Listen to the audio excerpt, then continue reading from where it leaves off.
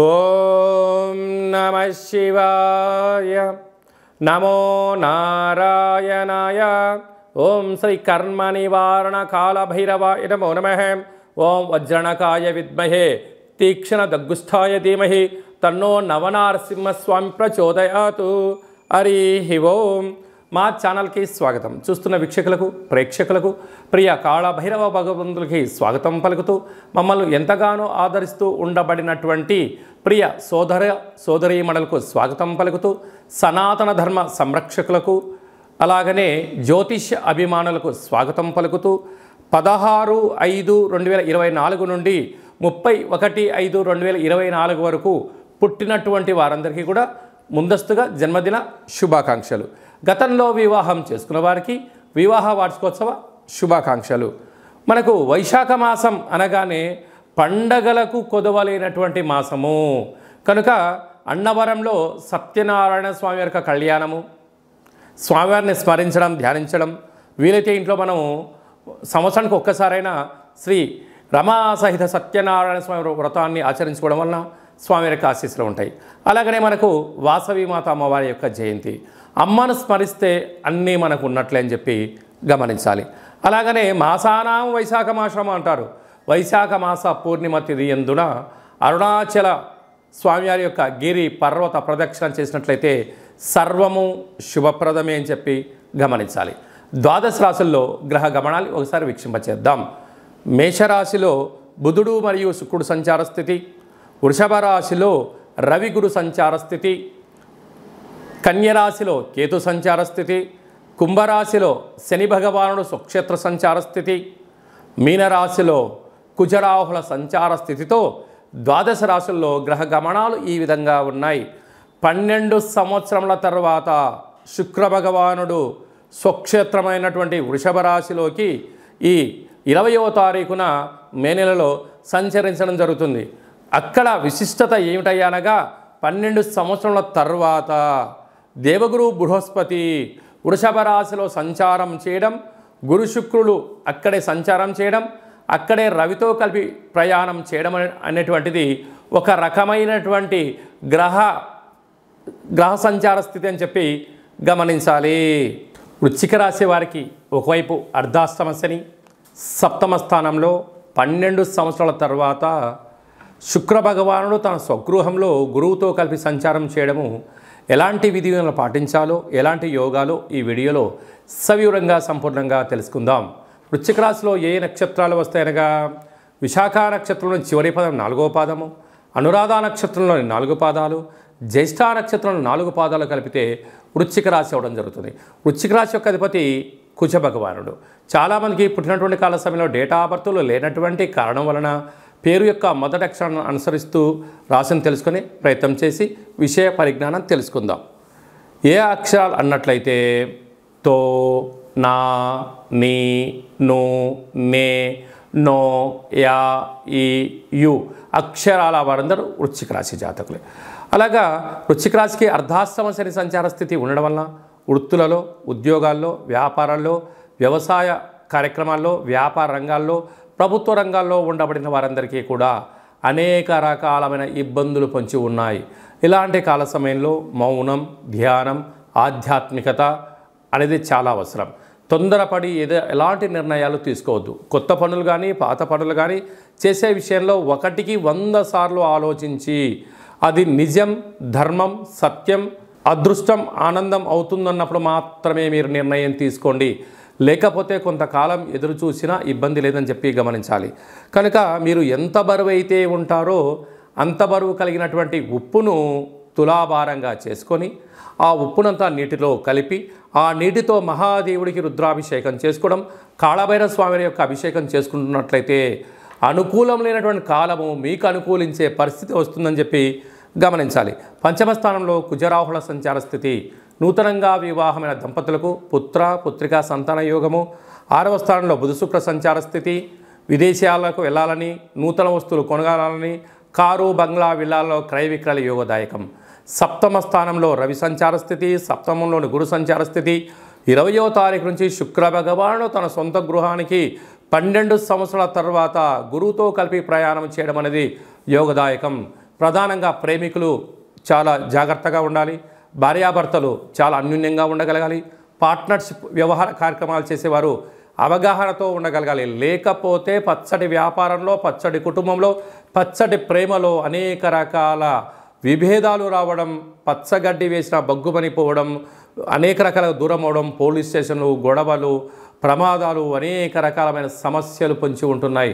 కారణం ఏమిటయ్యానగా అంటే సప్తమ స్థానంలో రవి చేత గురు భగవానుడు, శుక్ర భగవానుడు సంయోగం చెందడం వలన బలం నిర్వీర్యమైపోయి కాలంకు అనుకూలించదు.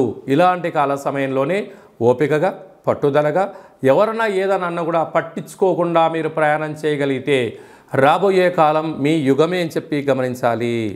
మే నెలలో మనకు 16వ తారీఖు నుండి 31వ తారీఖు వరకు ముఖ్యమైనటువంటి పండుగల గురించి క్లుప్తంగా, సవివరంగా, సంపూర్ణంగా తెలుసుకుందాం. మనకు 16వ తారీఖున వైశాఖ మాస శుక్లపక్ష అష్టమి, గురువారము మఖా నక్షత్ర సందర్భంగా, అలాగనే 23వ తారీఖున వైశాఖ మాస పూర్ణిమ సందర్భంగా, 31/5/2024 వైశాఖ మాస బహుళపక్ష అనగా కృష్ణపక్ష అష్టమి శుక్రవారం శతభిష నక్షత్ర సందర్భంగా మనము కాళభైరవ స్వామిని స్మరించడం, ధ్యానించడం, కాళభైరవ స్వామికి ఒక ముడుపు కట్టడం, అలాగనే కూష్మాండ దీపాన్ని పెట్టుకోవడం, కాళభైరవ స్వామివారిని స్మరించడం మనకు యోగం అని చెప్పి గమనించాలి. కలియుగ కాలంలో కాలాన్ని శాసింపజేసే శక్తి కేవలం కాళభైరవ స్వామివారికే ఉంటుంది. కనుక కాలం మనకు అనుకూలించాలన్నా అంటే విద్యార్థులు బాగా చదువుకొని పరీక్ష రాసి ఉత్తీర్ణత సాధించాలనుకున్నా, బాగా చదివినటువంటి స్టూడెంట్స్కు మంచి ఉద్యోగం రావాలనుకున్నా, వివాహం కావాలనుకున్నా, సత్సంతాన సౌభాగ్య స్థితి కావాలనుకున్నా, వృత్తి, ఉద్యోగ, విదేశీయాన, రాజకీయ, వ్యాపార రంగ సేవా కార్యక్రమాల్లో చురుకుగా పాల్గొనడం, విజయాన్ని సాధించగలగాలి అన్నట్లయితే కళౌ కాళభైరవ అంటారు. కలియుగ కాలంలో కాళభైరవ స్వామిని స్మరించడం వలన సకల భూత, ప్రేత, పిశాచ, బ్రహ్మర, యక్షర, యమదూత, శాకిని, డాకిని గ్రహబంధనాలు, సంచిత ప్రారబ్ధ ఆగమిక కర్మలు తొలగిపోయి నరదృష్టి నివారణ కలిగి అన్నింటా విజయం, అన్నింటా విశేషమైనటువంటి వ్యాపార ఆకర్షణ, విద్యాకర్షణ, జ్ఞానాకర్షణ కలిగి జీవితం సువర్ణమయం అవుతుందని చెప్పి గమనించగలగాలి. వీలైతే మీరు ఇంట్లో కాళభైరవ స్వామికి పూజా కార్యక్రమం ఆచరించుకోండి.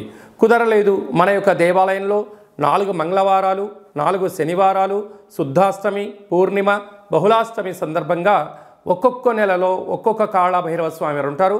కాళభైరవ స్వామి వారి యొక్క పూజ, కాళభైరవ స్వామి యొక్క సౌభాగ్య ముడుపు, కాళభైరవ స్వామికి కూష్మాండ దీపము, హోమ కార్యక్రమాలు చేయించి ఆసక్తి గలవారు ఈ కింద సంప్రదించినట్లయితే మీకు ప్రత్యేకంగా వాట్సాప్ కాల్ ద్వారా, వీడియో కాల్ ద్వారా పూజ చేయించి స్వామి యొక్క ప్రసాదాన్ని మీకు అందజేయడం జరుగుతుంది. ఆసక్తి గలవారు ఈ కింద సంప్రదించి మీ గోత్రనామాలను నమోదు చేసుకోగలరు. ఇంకనూ మనం విజయం సాధించగలగాలి అన్నట్లయితే కాళభైరవ స్వామి వారి యొక్క పాత్ర ఇది స్వర్ణాకర్షణ కాళభైరవ అక్షయ పాత్ర అంటారు. అక్షయము అనగా నశించబడినటువంటిది. ఇందులో రాసులు 12 ఎలా ఉంటాయో 12 రాసులను ఇందులో అచ్చు వేయడం జరుగుతుంది అని చెప్పి గమనించాలి.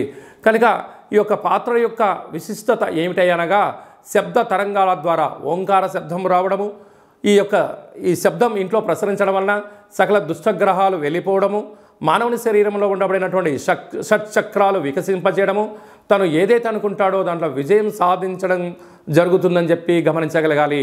గృహంలో నివసిస్తున్నటువంటి జ్యేష్ఠాదేవి ఈ శబ్ద త్వరితకి బయటికి వెళ్ళిపోయి గ్రామ, రాష్ట్ర, దేశ, ప్రపంచ స్థాయిలో సంచరిస్తూ ఉండబడినటువంటి ధనలక్ష్మీదేవి అమ్మవారు గృహంలోకి స్వాగతం పలుకుతుందని చెప్పి గమనించాలి. ఈ పాత్రను ఎలా ఉపయోగించాలో ఒకసారి గమనిద్దాం. ఓం కాళభైరవాయ నమః. హరి ఓం.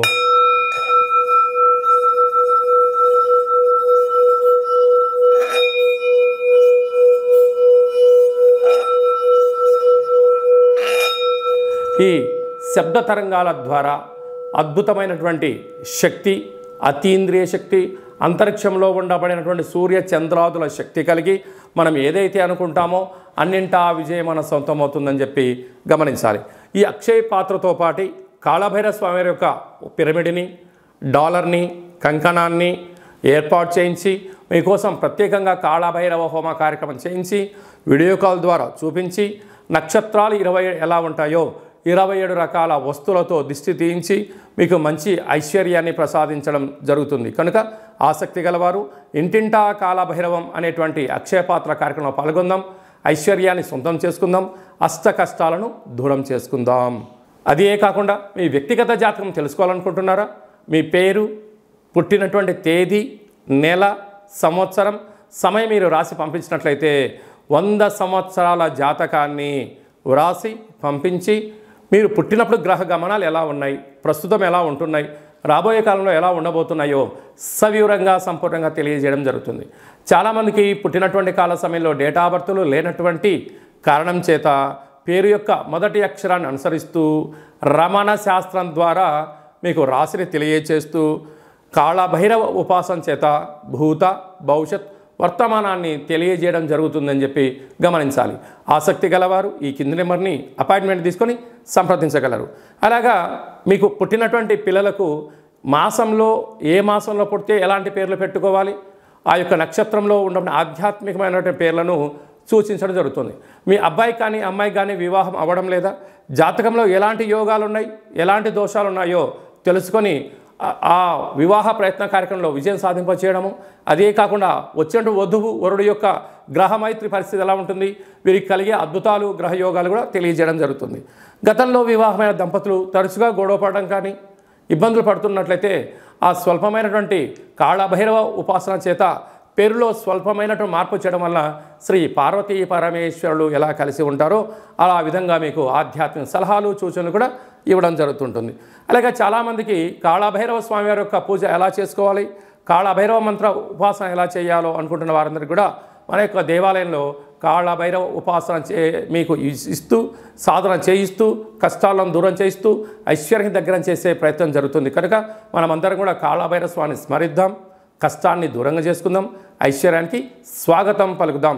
అందరిపైనను వైశాఖ మాసంలో శ్రీ రమా సహిత సత్యనారాయణ స్వామి యొక్క ఆశీస్సులు, వాసవీమాత అమ్మవారి యొక్క జయంతి ఆశీస్సులు, వైశాఖ మాస పూర్ణిమ ఆశీస్సులు, లక్ష్మీ నరసింహస్వామి యొక్క జయంతి ఆశీస్సులు ఉన్నామని కోరుకుంటూ ఆశీర్వచనం. ఓం శతమానం భవతి శతాయు పురుష సతేంద్రియ ఆయుష్యేవేంద్రియే ప్రతిష్టతి ధనం ధాన్యం బహుపుత్రలాభం శత సంవత్సరం దీర్ఘమాయు. సర్వే జనా సుఖినో భవంతు, లోకా సమస్తా సుఖినో భవంతు. సర్వం శివార్పణమస్తు. ఈ వీడియో మీకు నచ్చినట్టయితే లైక్ చేయండి, షేర్ చేయండి, మా ఛానల్ని సబ్స్క్రైబ్ చేసుకోండి. మేము చేస్తున్న వీడియోలు మీకు ముందస్తుగా నోటిఫికేషన్ రావాలి అన్నట్టయితే పైన గంట సింబల్ ప్రెస్ చేసి ఆల్ అనే బటన్ కూడా ప్రెస్ చేయండి. ఇంకా నువ్వు స్వామివారి యొక్క ఆశీస్సులు పొందగలగాలి అన్నట్లయితే మీరు ఎవరి క్షేమాన్ని అయితే కోరుకుంటున్నారో లేక మీ క్షేమాన్ని ఎవరైతే కోరుకుంటున్నారో వారికి కూడా ఈ వీడియోను ఫార్వర్డ్ చేసి భగవంతుడి యొక్క ఆశీస్సులు పొందగలరు, హిందూ ధర్మాన్ని కాపాడగలరు.